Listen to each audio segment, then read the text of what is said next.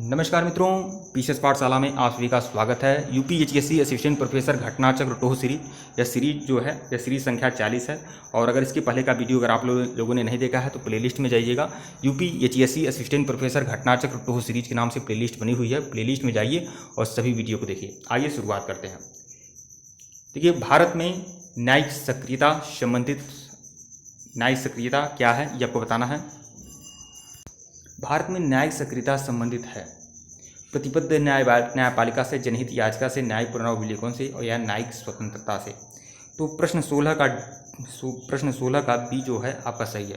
भारत में न्यायिक सक्रियता संबंधित है जनहित याचिका से, तो विकल्प बी जो है वह आपका सही है, आपको बताना है। देखिए प्रश्न 17 देखिएगा। प्रश्न 17 कथन और कारण देखना है और कौन सा ऑप्शन सही है आपको बताना है। तो प्रश्न 17 अच्छा आप अच्छे से देख लें। अनुच्छेद 368 के अंतर्गत संसद संविधान के किसी भी भाग में संशोधन कर सकता है। कारण है संसद भारत की जनता द्वारा निर्वाचित उच्चतम विधायी संस्था है। तो कौन सा ऑप्शन सही है? तो इसमें ए आर दोनों सही है, आर ए का सही स्पष्टीकरण है। तो विकल्प 1 जो होगा वो आपका सही है, विकल्प 1।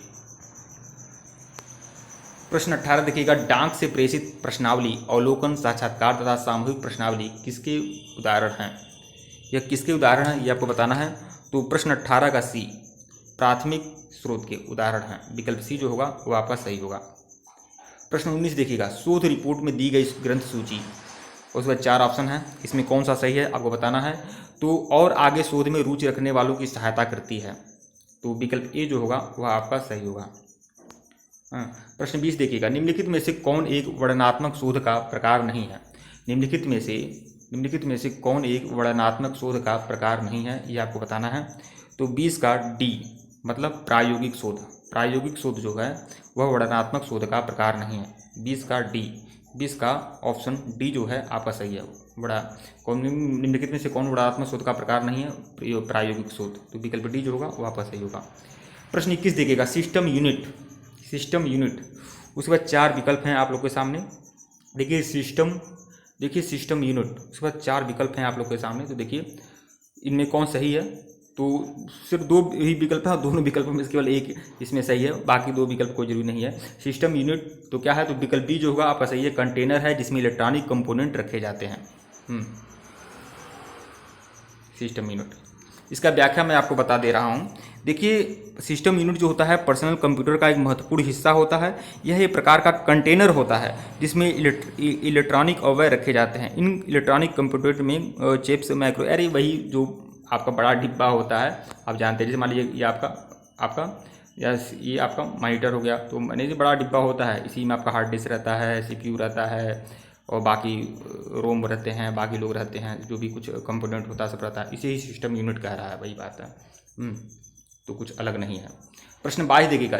कौन सी कर्सर के बाईं ओर के अक्षर को डिलीट करती है? बाईं ओर के कौन सा अक्षर को डिलीट करता है ये आपको बताना है। तो देखिए बैक स्पेस जो होता है, बैक स्पेस ही होता है। कौन सी कर्सर के बाईं ओर के अक्षर को डिलीट करती है?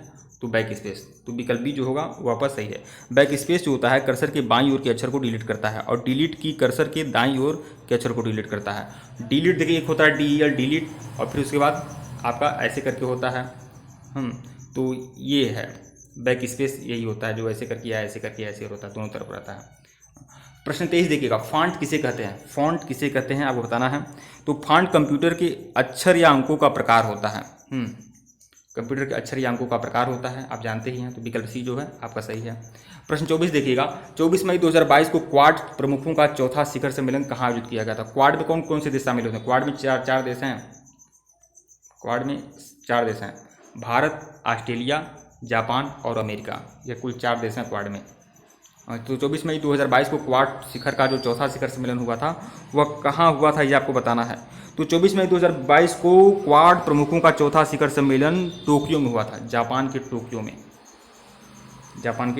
में हुआ था। तो विकल्प ए जो है वो आपका सही है। और क्वाड में कौन कौन से देश हैं? भारत है, ऑस्ट्रेलिया है, जापान है, संयुक्त राज्य अमेरिका है। तो विकल्प 4 जो है आपका सही है, विकल्प ए जो है वो आपका सही है। टोक्यो में हुआ था यह सम्मेलन। प्रश्न 25 देखिएगा। 23-24 जून 2022 को किस देश की मेजबानी में 14वां ब्रिक्स शिखर सम्मेलन 2022 वर्चुअली आयोजित किया गया? तो 14वां ब्रिक्स शिखर सम्मेलन 2022 चीन में 23 जून 2022 को वर्चुअली आयोजित किया गया? तो देखिए कहाँ आयोजित किया गया? तो चीन में आयोजित किया गया था, ध्यान में रखिएगा आप लोग। और प्रधानमंत्री मोदी जो थे इस में भाग लिए थे। विकल्प डी जो है आपका सही है। मार्च 2022 में जारी वैश्विक खुशहाली रिपोर्ट 2022 में भारत का कौन सा स्थान है? वैश्विक खुशहाली रिपोर्ट में भारत का कौन सा स्थान है? तो भारत को 136वां स्थान मिला है, 136वां स्थान भारत को मिला है। तो विकल्प डी जो होगा वह आपका सही होगा। वैश्विक खुशहाली रिपोर्ट में भारत का स्थान 136वां है। पहला स्थान किसका है? फिनलैंड का पहला स्थान है, फिनलैंड का पहला स्थान है और डेनमार्क का दूसरा स्थान है। और भारत का स्थान क्या है? 136, 136, ध्यान रखिएगा। और फिनलैंड डेनमार्क जो है शीर्ष पे हैं। प्रश्न 27 देखिएगा, निम्नलिखित में से कौन सा एक भारतीय रिजर्व बैंक का कार्य नहीं है? भारतीय रिजर्व बैंक का कौन सा कार्य नहीं है ये आपको बताना है। तो देखिए करेंसी का नियमन, साख का नियमन और देश की विदेशी विनिमय कोषों की रखवाली और प्रबंध आदि कार्य भारतीय रिजर्व बैंक के हैं। देखिए करेंसी का नियमन, साख का नियमन और देश की विदेशी विनिमय कोषों की रखवाली, ये सभी जो है भारतीय रिजर्व बैंक के कार्य हैं। तो क्या कार्य नहीं है? विदेशी व्यापार का नियमन ये भारतीय रिजर्व बैंक का कार्य नहीं है। तो विकल्प बी जो होगा वो आपका सही होगा। प्रश्न 28 देखिएगा, भारत में नगरीय क्षेत्रों में बीपीएल परिवारों की पहचान के लिए निम्नलिखित में से कौन सी समिति गठित की गई थी? तो कौन सी समिति गठित की गई थी? तेंदुलकर समिति की, सक्सेना समिति की, लकड़वाला समिति की, हासिम समिति? तो यह है हासिम समिति गठित की गई थी। विकल्प डी जो है वो आपका सही है, डी। प्रश्न 29 देखिएगा, निम्नलिखित में से किस शिक्षा आयोग की रिपोर्ट में उपशीर्षक राष्ट्रीय विकास के लिए शिक्षा दिया गया है? तो 29 का विकल्प डी, कोठारी आयोग। तो निम्नलिखित में से किस शिक्षा आयोग की रिपोर्ट में उपशीर्षक राष्ट्रीय विकास के लिए शिक्षा दिया गया है? तो कोठारी आयोग में राष्ट्रीय विकास के लिए शिक्षा एक शीर्षक है कोठारी आयोग की।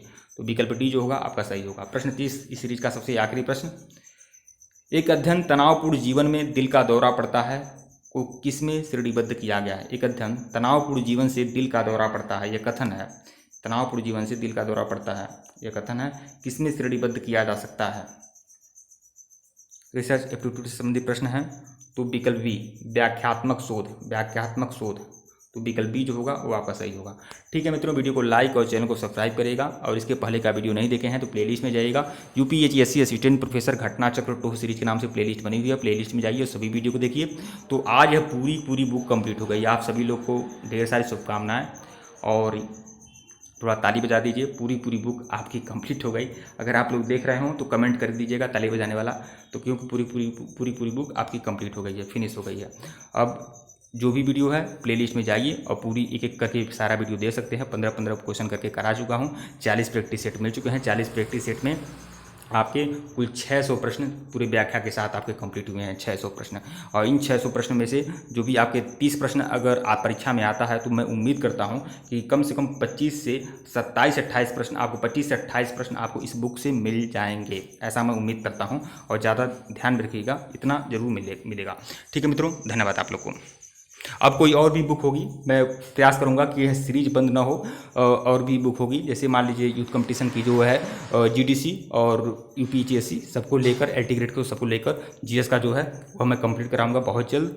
और वह भी आप लोग देख सकते हैं, मैं उस बुक को भी कंप्लीट कराऊंगा जिसमें पूरा जीएस रहेगा। और वह जीएस कैसे संबंधित रहेगा? पहले तो आपका यूपीएचएससी से संबंधित रहेगा, जो असिस्टेंट प्रोफेसर का। फिर जीडीसी में भर्ती आने वाली है, 360 के करीब पोस्ट आने वाले हैं, तो उसका भी जीएस इसमें इंक्लूड रहेगा उसमें।